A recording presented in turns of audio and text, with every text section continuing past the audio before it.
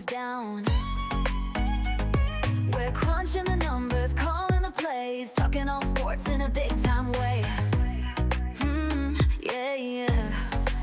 Spreadsheet sports. Welcome back to Spreadsheet Sports. It is late night, um, the 30th of March, and we have the Elite Eight done. Well, not almost. We still got two more games today, and pretty interesting two games. And the reason they're interesting to me is I got a chance to like really look and see how um Florida plays since they're advancing, and I got a chance, obviously, to see Duke again. And it was good to see Duke again because Cooper Flag wasn't as impactful as he usually is. He had a somewhat okay game, but not the Cooper Flag that we all have seen. Um, Before I dive into that commentary, definitely thank you guys for coming here to the show. No, you definitely could have went anywhere else to get your entertainment or information, but you came here, so greatly appreciate you. And thank you guys for all that have liked, comment, shared, viewed, short viewed, came back and looked at it later. I hope that you guys have found some value in the information that I share. I'm just giving it to you as transparent as I can give it to you, right? Because I'm looking at the same game that I'm talking about that I'm giving to you, and I'm literally looking at it later after I record because I'm going back and I'm like really seeing what's going on in regards to like, okay, this is what might happen, this is what might not happen. Um, I'm talking about the bet possibilities as well, but um, man, we got ourselves a real entertainment pool right now. Duke is a powerhouse. Let me start there. Alabama, I think, lost because I think Alabama bought the lie. They lied to themselves with their performance with the 25 threes. And I hindsight being 2020, I didn't like that game for them now because not because I wanted them to hold the 25-3 game to tonight for Duke, but I like if the coach would have sat them down and been like, yeah, we having success with the three, but we gotta stay with the reps. I know he wanted them to have some fun, and that's always good too. So it's like a catch 22. But psychologically, what he did as a coach was he allowed his players to get sucked into the lie that that's what their identity was. And I had the same conversation with a couple of other people that are into the analyst part, and they were like, they wanted to change their models or adjust their models. And I'm like, no, I'm not doing that because that's not who they really were, what we saw. They were playing BYU. BYU weren't any bums, and that's not because of my bias. Um, but BYU couldn't keep up with somebody scoring 25 3-pointers. It's not a lot of teams I think that could stick up to somebody getting 25 3-pointers, which was why I was like, the only way Alabama could have won is if they got at least 12 to 15 3-pointers. But that's neither here nor there. It didn't work. I think they ended up getting what, like 8 or 9 3 points, and that was not enough, clearly. Um, man, Duke is they're tough in the paint. I don't know who beats them. Honestly, Auburn? No, not off of the performance I just saw. Houston? 'Cause I got like two people I know that's like diehard, like they're not Houston fans, but they see Houston as a way to the championship. And I just don't see it when you size them up against Duke. I don't. I really don't. And it's best to hear it from somebody like me, not me specifically, but somebody like me this night. I don't have a team. and I'm always going to look for where the value is. And if I'm in it for the value, the only thing I see is Duke is the winning horse. I don't see how you go against Duke. I don't. I was thinking it was Auburn, but that Auburn I saw don't have a snowball's chance in hell against Duke. Um, I don't. I mean, you still got Michigan State in this thing, and I'm gonna talk about that game, and you can't really, or you don't, well, not can't, you don't want to go against Izzo, right? And he may be able to pull it off. Um, I don't know, man. Let's dive into these games. What I got for us is we're looking at the two games that's being played today. Um, and then we'll see who's going to be in Final Four. And we're finishing up the Elite Eight on today. But it's going to be another two sets of games that are going to be great for entertainment value. I would even argue that it's kind of a toss-up for both games, but again, the data side of me is like no underdog has won yet. The Bulls are eating everybody lunch that's just like it gotta be an underdog. Where's it at? And everybody's like trying to find at least two teams or two games where the underdog may or could win, and they betting on that. And the books are eating it for lunch because no underdogs have won yet.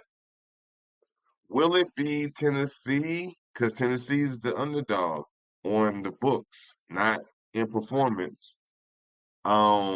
Michigan State on the books, they're the underdogs, but not in performance. And thinking about the coach, like, will we see an underdog do an upset today on Sunday? I don't know.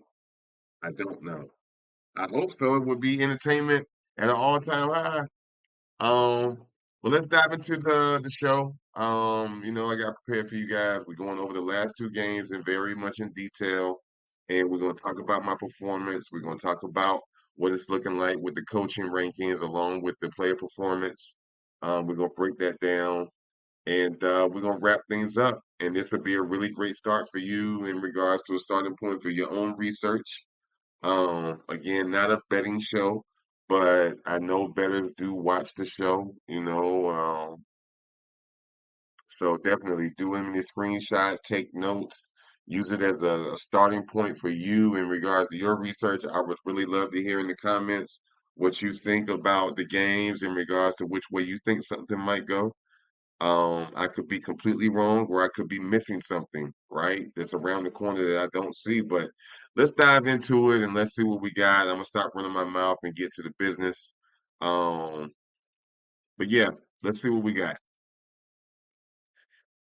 My data and my records, right, is it's starting to trend in the right direction, which kind of sucks because it's the end of the season, but it is what it is. I mean, if anything, I'm thankful and I'm optimistic about what next season looks like, and giving me a much better starting point for next year as we close this out because this is all going to be relevant data.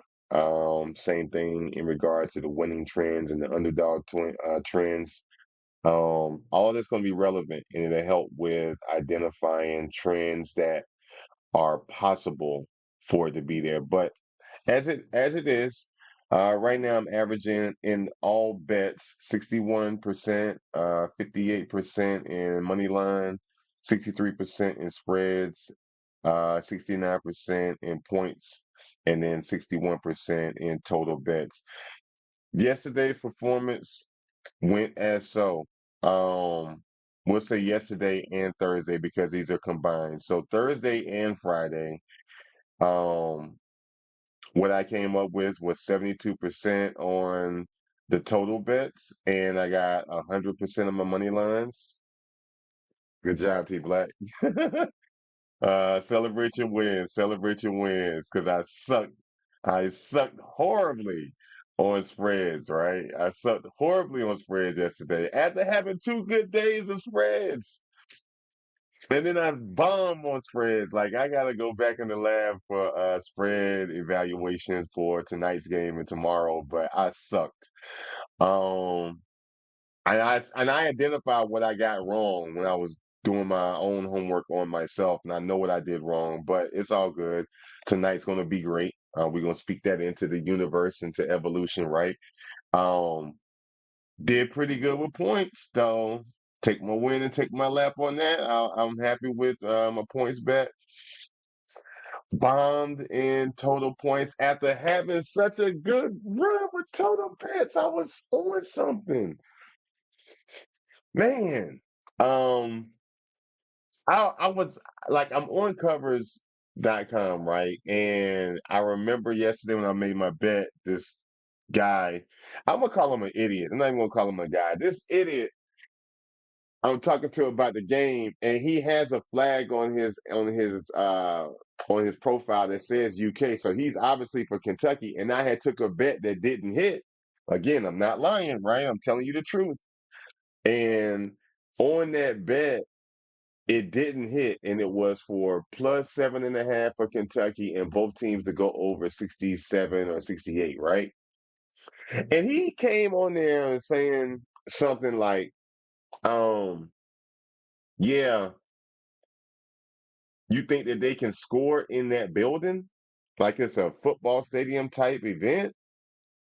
I was like, what the hell are you talking about? What does that got to do with this rubber basketball or leather basketball going into a metal rim with people wearing sneakers and shorts? Like, what are you talking about? Some superstitious type shit? I don't know what it was. But anyway, it was like, what is this guy talking about? And then somebody else came on there with the same thing about this whole thing of well, Lucas Oil Field and blah blah blah. Like, yo, both teams are on the road, you dummies.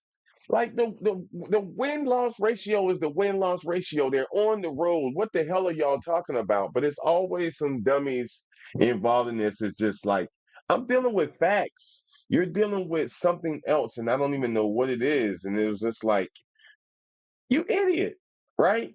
And even after that, I explained to this guy after I made the bet, and he's like, after he did that, my rebuttal was basically telling him why I thought X, Y, and Z about the game, right? And I was telling him, like, I think that the points are going to be this because of the defensive rebounds and the fast break conversion, like all facts.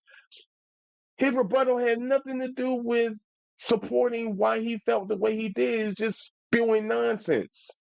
Like, at least back it up with something. Like, tell me why you think it's hard to score in that building. Give me some data about all of the points that have been accumulated in that building in the last 10 years or something other than that. And then this dummy comes back at the very end and he quotes my response and says, I'm not sure I can respond to this with all of these grammatical errors.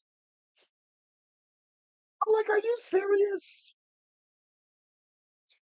Like my day job is dealing with CEOs, business owners, title companies, lawyers, financial advice, all of this other stuff. You think they would talk to me if I had grammatical error?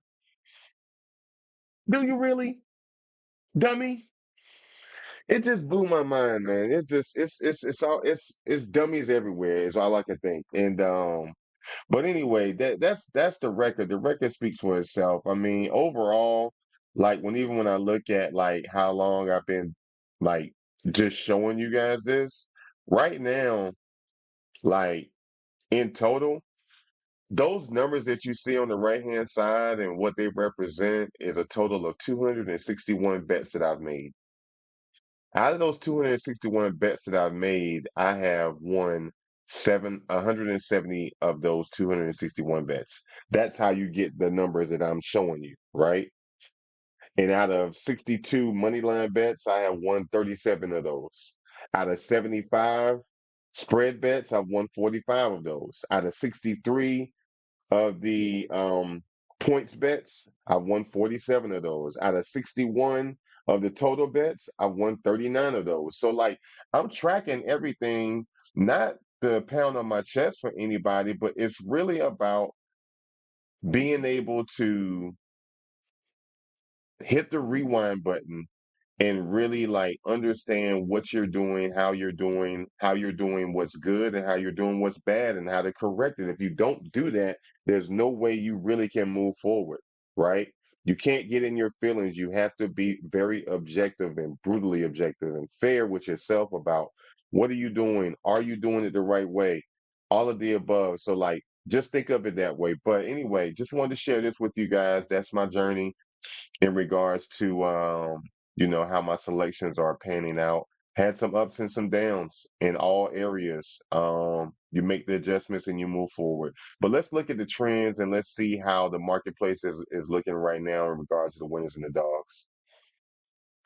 Our winners and our dogs, like they're starting to have a little bit of movement. Not a whole lot for the winners, but definitely for the dogs. Like the things that I'm identifying with them is um a multitude of things, right? Like what really sticks out to me the most when it comes to the winners is that right now the movement I'm seeing is really just dealing with like the win-loss ratio on the road. Like those that win on the road better are winning, which makes sense. Everything else is the same, right? Everything else is the same. Like literally, the teams that are winning are doing 22 defensive rebounds or more. The teams that are winning are have an advantage of -2% or more on the difference on defensive rebounds of the two teams. 66% or more for the win loss ratio on the road. Projection of points is around 77. The fast break is around 10 points or more for the winners, and 71% DR and 65% for average projection from the data. If you find any games or any teams that identify with those KPIs, those metrics, then more than likely they're going to have a great game and be your winner. Now, on the other side of that, what you see is the market trends for the dogs is definitely kind of a little bit all over the place and it's a little bit more sporadic to the point that like even when you look at like what's doing better, the defensive rebound difference is what's really changing here. The demand for a dog to win has to be a team that can out rebound the other team on defense. If they're an underdog and they can come in and have that type of game plan, they have a chance to win. They also need to make sure that they are doing some other things like getting at least 23 defensive rebounds, at least 3% difference or better for the difference of defensive rebounds between them and the other team. They need to be at least going to score projectedly 73 points and at least 10 points on the fast break. And they need to be converting at least 44% of their fast breaks. If they can do that, then that clearly shows in this chart what the trends are for what your dogs are doing when it comes to how are they winning when they win. But here's the thing: we didn't have any dogs that won for the Sweet 16. But what we did have is we did have some dogs that did cover the plus spread. So this data from the last 2 days is for those individuals that covered the at least covered the plus spread because they did better than what the books thought that they would. So I still consider them a dog. So that's how I literally um, looked at that data. But the trend is a trend. It's moving in the way that it's moving. All you can really do is identify which way the wind is moving. You can't control the wind. The wind is just going to do what the wind does. But I always think this is interesting to look at, kind of like a nerd data, but I'm kind of nerdy at times, so that's cool. But this is what I got. Let me know if you guys, what you think about the market trends and if you think it even matters. But I do, and it seems to be consistent. The coaches that are left in this Elite Eight round that we have here are as follows, right? You got Izzo, Barnes, Sampson, Pearl, Oates, McCaslin, Shire, and Golden. Okay. And with that being said, I'm just honestly not sure where we go from here. Um, because you kind of are like you don't want to count out Izzo, right? Like who wants to do that, right? And you definitely can't count out Barnes. Yeah, I'm not even gonna say everybody's name that's on here. I'm gonna be honest. Like all 8 of these coaches are not to be played with, except for Duke's coach because of his tenure, his small amount of tenure, right? And if you really wanted to dive a little bit deeper, then you also want to make sure that you are acknowledging that you know, tenure matters, but the team you have, the machine is just as important as the person that is the captain of the ship, right? And Mr. Golden for Florida, he's still young with his tenure along with McCaslin, but they proved that they can win. And they're winning at a high level. They're the Elite Eight status. Like, it is what it is. They're here. And they're here for a reason. They're not here by mistake. They won the games that they won to position themselves to be right here, right now. Deal with it, right? These are the teams. This is just what we got. But I do see where some matchups could be quite interesting if we really look at it, through a magnifying glass. But let's look at how the teams are looking in regards to who's left as well. For your teams that are left, and in this order, Duke, Florida, Auburn, um, those are my top 3 teams right now. Like in regards to that, I mean, you could put Texas Tech in that as well, but I guess I should be putting Alabama in that top 3 or top 4, right? Because of the performance that they had, right? We're gonna look at that through a magnifying glass, but I mean, this is what I got in regards to like top 3, top whatever you want to call it, top 4, and all of the above. Like contenders are contenders, and this just what we got right now. And who can beat Duke is still the $1 billion question. Um, I'd love to know who you guys think can beat Duke. Like, is it Auburn? Is it Alabama? I mean, they play in Alabama. Do you think that Florida could get them if they had to see them? Do you think Houston could beat Duke? Michigan State, Izzo, like if these people had to play, do you think that they could do this? Could Tennessee do it? I don't know. I don't know. To be quite honest with you, like tough squad, tough squad. But I mean, in the grand scheme of things, when it comes to like production of the team, it's Duke, Florida, Auburn, Texas Tech, Tennessee, Alabama, Michigan State, Houston. That's just the data, right? Argue with yourself. To be honest, because like Tennessee and Alabama are good, but on paper, Texas Tech is proving them to be wrong. Auburn is good, but on paper, Florida's better than them. And after that performance I saw out of Auburn, to be honest, I mean, we're gonna look at the box scores when we look at the games, but out of that performance I saw, I'm just not sure about Auburn no more. I thought Auburn would be the team that possibly could give Duke a run for their money, but after that performance, nope. And to be honest, after I saw Purdue against I saw the game with Purdue against Purdue against uh, Houston. And I thought Houston was those guys. And I've had other people telling me Houston are those guys, right? But problem is they had trouble with Purdue. Like trouble. It was like I think 40 something seconds left. Purdue dropped a 3-pointer out of the corner down at the corner of the box, yo. The bottom of the TV screen, cold blooded. That thing hit all net. That guy was so confident about that shot. It was right when they needed it, and they tied it back up. Houston almost lost that game. It's a great game. But to be the killers and the thriller in the Manila, I didn't see that. I saw somebody holding on by dear life. That wasn't the game I saw Alabama. Alabama looked like some mercenaries.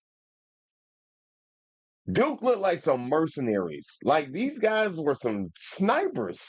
This is like, what do you do with them? What do you do with them? They were phenomenal. Their production was amazing. So production is production, coaches are coaches, but let's see how they all stack up with who we got left with the combination of both. When you look at like the combination of everything, right?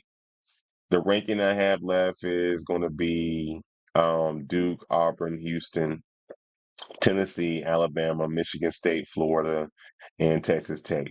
Right? That's putting the performance of the coach and the performance of the team together and ranking that accordingly. And this is what I got in regards to who's left. Duke is still on top. Auburn is right underneath them. But again, that's just what the data says. I'm subjected to executive override that they literally are not what I thought they were. And Houston isn't either. I think Auburn will be scorched against Duke. I got a homeboy that's been waiting on me to say that out loud. Um, we have a personal bet among each other about Duke and Auburn, but that's cool. I'm still betting on Auburn. If Auburn plays Duke, I'm still betting on Auburn. Just because, and it's just like maybe it happens. I don't know, but as far as we're looking at it right now, Duke is the team to beat, and good luck. Nobody else other than Alabama's performance, which is an anomaly. And BYU is a good team. I would say BYU won the battle but lost the war. If it wouldn't have been all of those 3 pointers, and I'm not trying to Monday morning quarterback it, but had it not been all those 3 pointers, Alabama may not have won that game because that's really all they had. I didn't see a lot of in the paint action. It was really all about let's all like throw up a 3 pointer. And for some reason, it was like I had a magnet inside the ball for the rim. And that magnet just didn't work for BYU. Like that somebody in the booth turned it off or something. It was crazy. But this is what I got in regards to the rankings of the teams and the coaches together. Um and I'm using this as my Bible. This is just literally what it's going to be for me in regards to forecasting. But let's look at the two games and wrap this thing up. Tennessee and Houston game, I think, may be the one where we might see a battle. I think we see a battle with Michigan State game too. We'll get to that in a second, but for now, let's focus on what's in front of us, right? Um,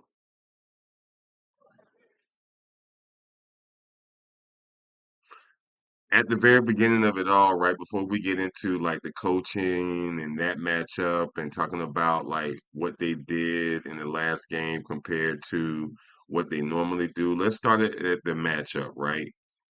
Let's deal with the matchup, and then I will consider the most recent performance and the coaching matchup as intangibles, right? They're additional to just the bare bone minimums of how they stack up against each other, right?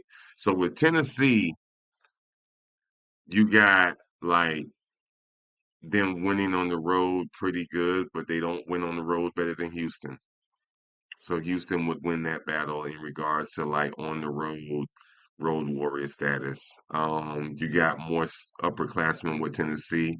62% of the roster is juniors and seniors, and whereas 58% of Houston are juniors and seniors, but that's not too big of a difference. That means they got a nice balance of upperclassmen to keep things very disciplined and so forth, right?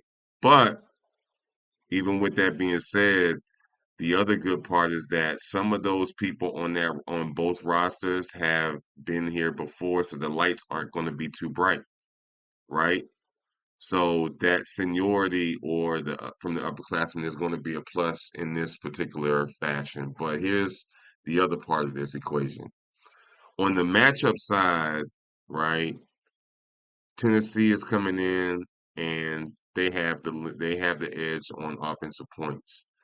Houston's coming in and they got hands down they're number one in points allowed for defense, right? Out of entire NCAA, right? So strong defense, strong offense with Tennessee, upperclassmen is with Tennessee, on the road in defense is with Houston. So they kind of tied in that in like two for two, right? Dig a little bit deeper, right? When it comes to rebounds, they both are rebounding about the same amount of time. Um, Tennessee definitely wins the battle with assists with moving the ball around. That might be a good thing for diversity to see who's open. Whereas Houston is really just like laser focused on this L. Cryer, who's their lead scorer as a guard, but they do have some injuries going on with Ramon Walker. He's only bringing them 2 points. So that's not that big of a deal if he don't play game time decision. Same thing with JP Estrella. If he don't win with game with if he don't play game time decision, he's only bringing 5 points to the table. That's not a like a end all be all scenario in my opinion, right?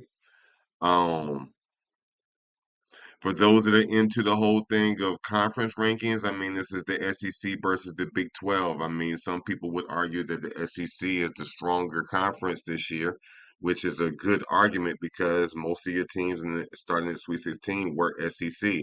So SEC has a really big dominant presence in the Sweet 16. So that is something that has to be acknowledged. So an SEC team versus a Big 12 team. So you can kind of give the lean towards Tennessee in that aspect. They have that. They move the ball around. They shoot the 3 point more, but not a whole lot. It's almost about the same. They're about the same in that aspect. They make more threes at Houston than they do with Tennessee. But if you guys watch the game against Purdue, Purdue almost won that game against Houston, and they beat them in threes, right? Like they literally served their lunch. I mean, at the end of the day, Houston ended up dominating the 3 point matchup against Purdue by like 1 3 pointer. But Purdue was battling. Um, Tennessee, not a big time 3 point shooter, but they do make the ones that they shoot, right? Or at least 35% of them. Houston's going to take more shots. That's just what they do. The data says and the math says that Houston wins this game 61%, 56%, 52%, right? Um, With that being said, I mean, let's peel the onion back a little bit more, right? Like the intangibles, like how did they perform in the most recent game in comparison to like what they do on the normal? Like Tennessee, when they had their last game, they won in the amount of field goals that they made, they won in the free throw, they won in this, they moved the ball around more, and they won in total rebounds and they won in offensive rebounds, right?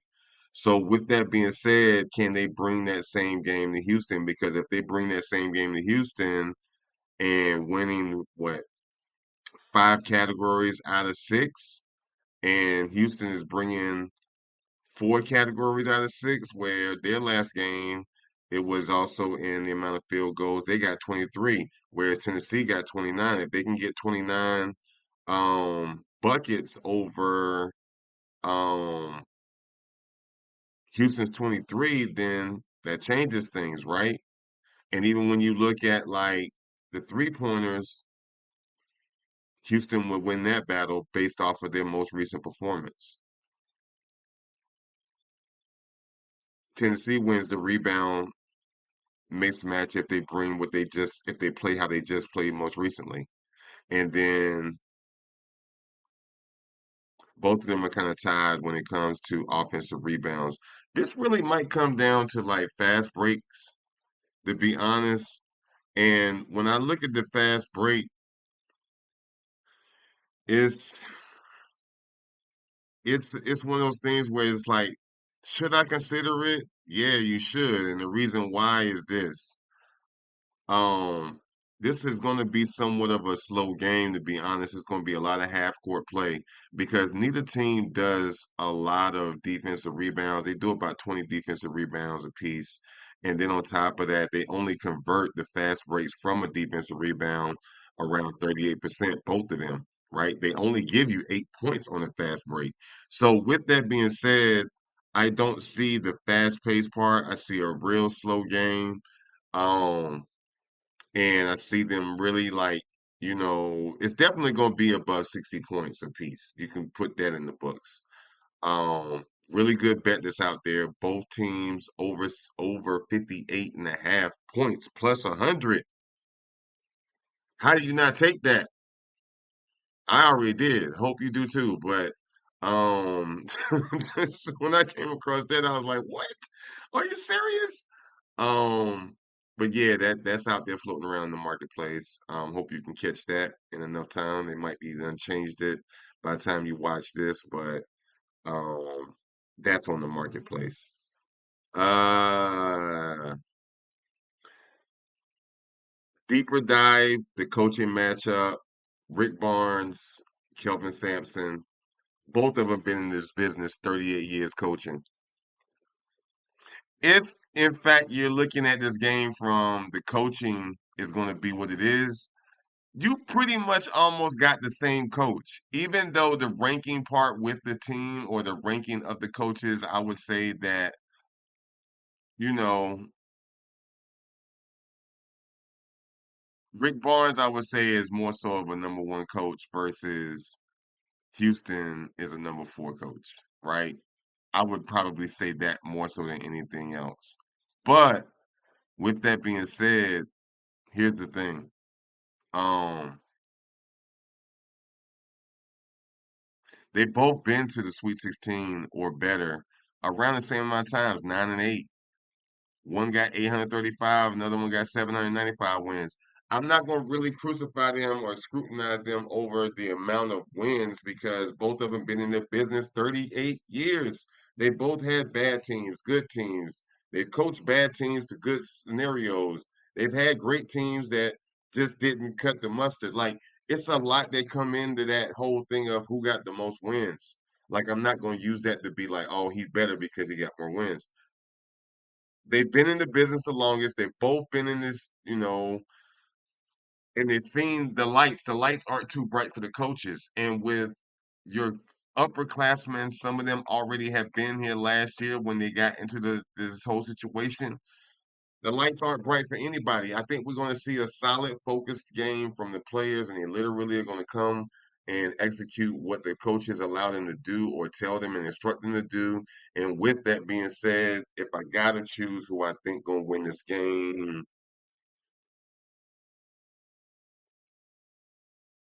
I'm going with Tennessee. Not because I'm looking for the underdog that's going to win or whatever. I'm going with Tennessee. I like Tennessee in this game.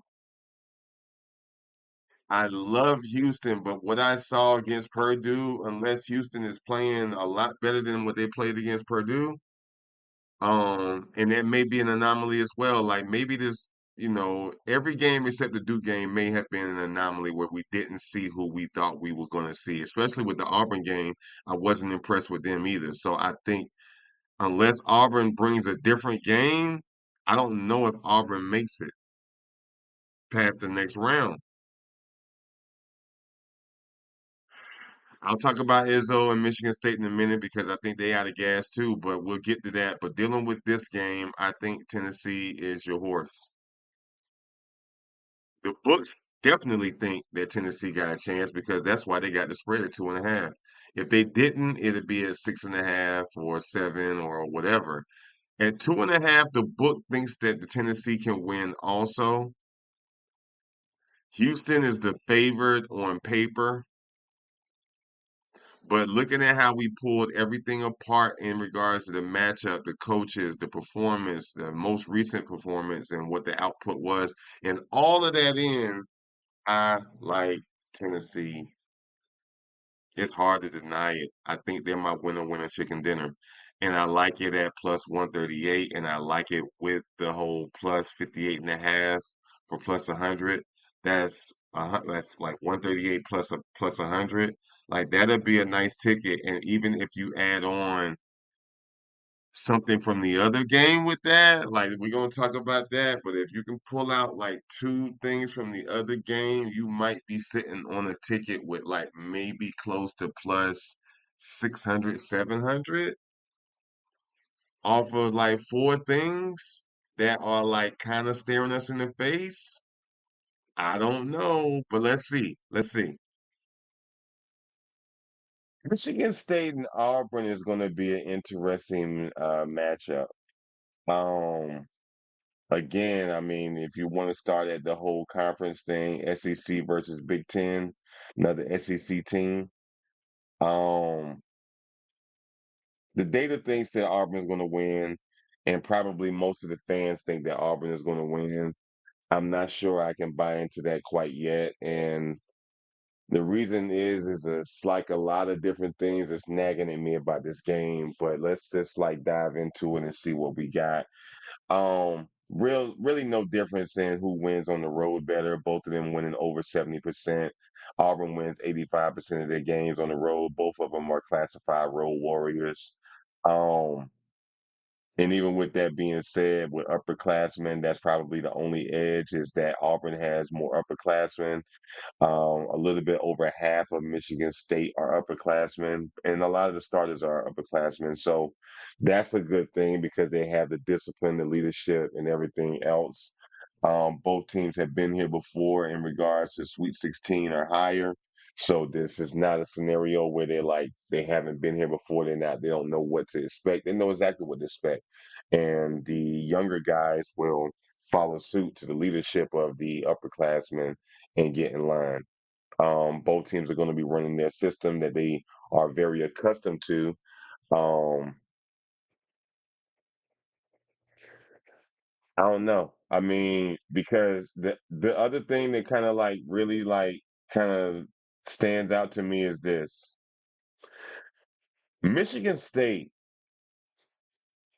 does a much better job with converting their fast breaks, and they can get on the run and speed the game up and give you like 14 to 16 points on the fast breaks. Whereas Auburn won't get on a streak with fast, like speeding the pace up. And even if they do, the most they're going to give you is maybe 10 points on the fast breaks. And they only convert about 44% of the defensive rebounds they're doing. And both of them getting about 22, 23 defensive rebounds. But here's the thing. When it comes to the matchup, you got Auburn with a much better offense than Michigan State, and you got Michigan State with a almost similar defense, but they beat them by a little bit, right? So that's where we are so far. But when you take another deeper dive, right, the rebounds and the assists, that's actually in the court of Michigan State. So I would say, like right now on the scorecard, Michigan State is winning, right? But Auburn does much better with 3 points, like a little bit better, actually a lot better. They like they're taking 9 3 pointers to their six, and they making a better percentage, like 37-31. So they take more and they make more with 3 points. If they bring that game and can like consistently hit threes, they can stay ahead and hold a lead if they get one. But even with that being said, um Auburn also wins the battle when it comes to just regular points. 62 to 59 in regards to how many times they're going to take a shot, and they're making 48% of those. So almost 50% of 62 shots. That means they're going to hit around 30, give or take. Remember, in their last performance, they got 28. They got 28 and they performed bad, and they normally get close to like 32 to 35 shots a game. like not what they made, but like what they try. And if they can get 28 out of 33, 32 shots, man, and they shooting around 60 to 70%, they're gonna be a serious problem for Michigan State. But even with that being said, like, the math says it's Auburn, 58, I mean, what, 58, 65, and 52%, like unanimously, it's all of Auburn. They think Auburn is the team. And maybe they are. And then on top of that, you still got the SEC thing. Even when it comes down to the injuries, like injuries are possibly a thing, right? Because you still got some people out, but the people you got out are out for the season. So I'm not sure that that's even going to be a problem. There's no game time decision scenario. So we kind of business as usual. Jace Richardson and Joni Broom, they're literally going to be the lead scorers for both of these teams. It's just that Broom brings more points to the table, whereas Richardson doesn't, right? And he's a forward. He's not even the point guard. You got a forward that's the lead scorer for Auburn and not even like your point guard. So the point guard, that tells you that the point guard really is just moving the ball around. And they're moving the ball around, but they don't do the assists better than Michigan State, but it's not by a lot. So that means that they got a system where the point guard is the general and he's carrying out the orders of the coach and passing the ball around versus Mr. Richardson is a guard and he's just scoring, scoring, scoring, and passing the ball around. So that'll be interesting to watch for that. When it comes to the most recent production that they did in the last game they did, I mean, you see where Michigan State really only won in free throws in the end and moved the ball around with assists and found somebody that was open. That's how they ended up winning, right? They won with that type of performance. It was down to the skin of their teeth, and they were super happy. And this is why I think they might be out of gas because they act as if though that was their championship or something. And I'm like, yo, what are they doing? Like, okay, you won, let's celebrate it, but they act like that was as good as it gets for them. And I'm not sure if they got enough gas in the tank or they want it bad enough to go up against Auburn, or are they already mentally defeated? Like, yeah, we're not gonna beat Auburn, but we made it this far and we weren't supposed to, so that's it. And if that's it and they lay down, I don't know. I mean, Auburn coming in with a subpar performance and still outperformed in the last game, right? They won in field goals, 3-pointers, assists, total rebounds, offensive rebounds. They did their thing and it was still a subpar performance. And this is why I'm scared of Auburn if they get past this round and Auburn has to eventually see Duke. I'm still scared of Auburn against Duke because I don't know if Auburn is like, did they have a bad day? But that wasn't the Auburn that we know. So what are we really talking about, right? Um, all things being equal, though, let's deal with the coaches. Let's deal with the coaches, right? And when you look at the coaches, this is the scenario where you're like, well, what are we really looking at, right? Izzo versus Bruce Pearl. Izzo, 30 years in the game.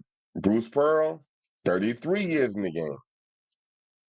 Izzo, 15 appearances at the Sweet 16 or better, and most recently 2023.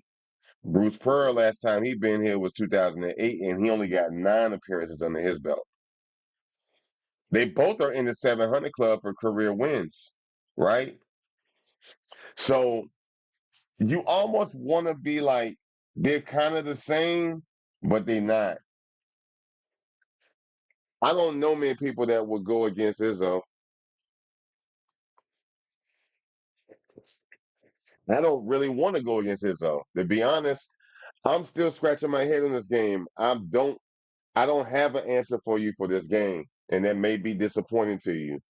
I mean, if I really just had to like give you my educated hypothesis about what may happen in this game, ah,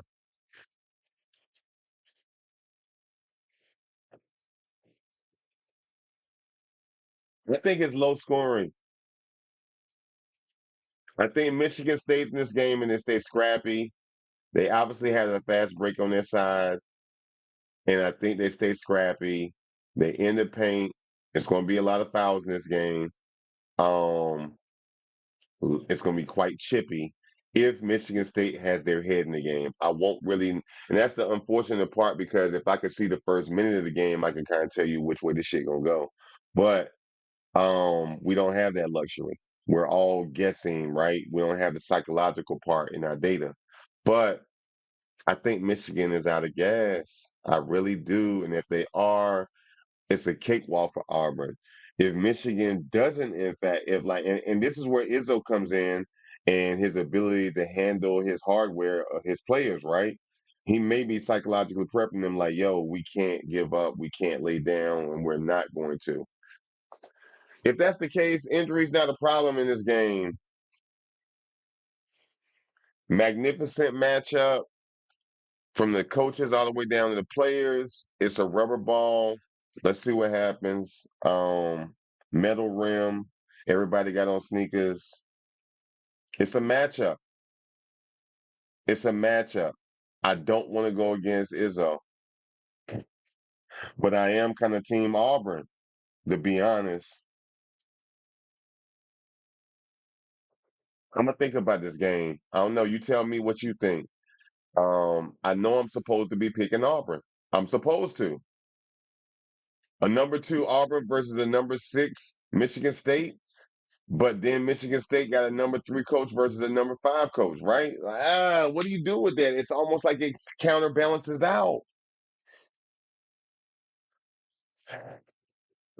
And what's the odds that it's two upsets tomorrow over today? Michigan State and Tennessee. What's the odds of that when the trend is that there hasn't been any upsets? Like, how the hell do you go with Michigan State as an upset when there hasn't been any upsets in the whole Sweet 16 to now? It's been a ton of upsets up to now. But Sweet 16, it's been everybody that's been favored. What do I do with that? Go all the way against the grain?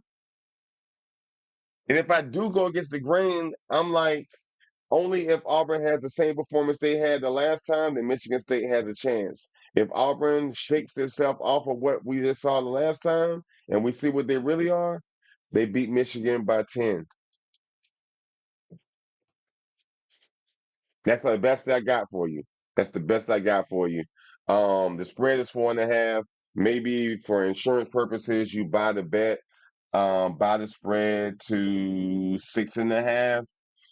Get some points. Michigan's the underdog. Take the points around maybe 65 if they have that. And pair that up with the spread at plus 6.5.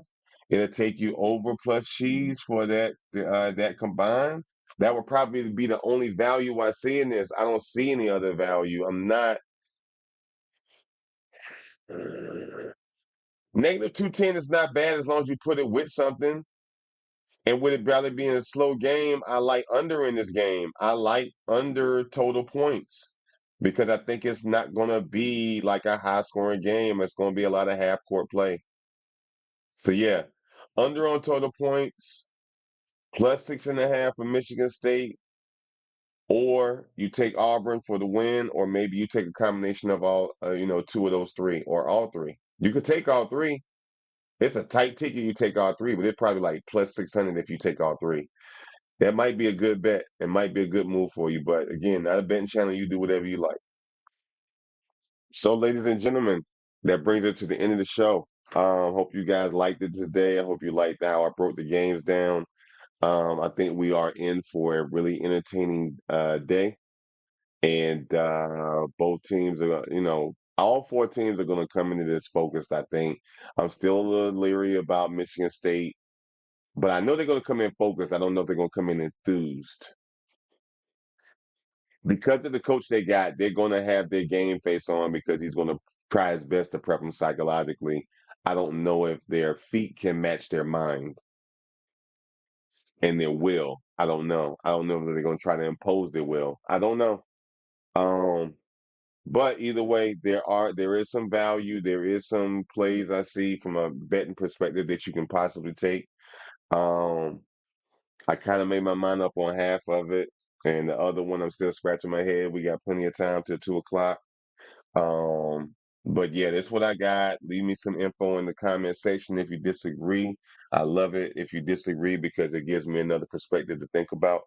Um, but either way, um, as always, if you found value in today's show, please like, comment, share, or subscribe in whatever order you deem necessary. Um, and thanks again for coming to the show. You guys have a great day. I hope you guys enjoy the game, and I hope you enjoy the show. I'll see you on the next one. Yeah, lights on, game time, let's break it all down. From the spreads to the lines, who's up, who's down.